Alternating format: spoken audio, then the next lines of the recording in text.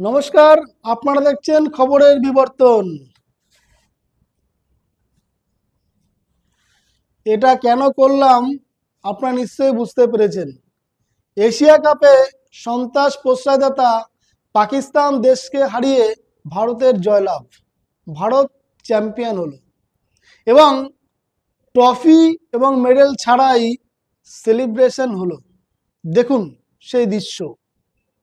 তবে এক ব্যতিক্রমী ঘটনার সাক্ষী থাকলো ক্রিকেট দুনিয়া।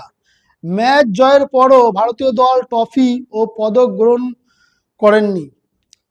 পাকিস্তানের বোর্ডের সভাপতি মহসিন নাকভির হাত থেকে ট্রফি গ্রহণ করা যাবে না আগেই জানিয়েছেন ভারতীয় অধিনায়ক এবং খেলোয়াড়।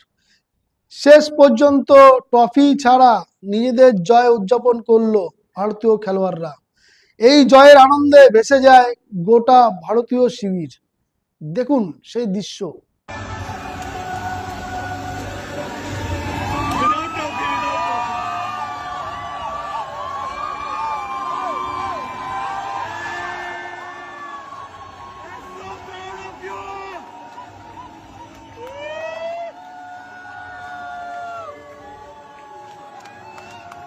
আজ এই পর্যন্ত। নমস্কার।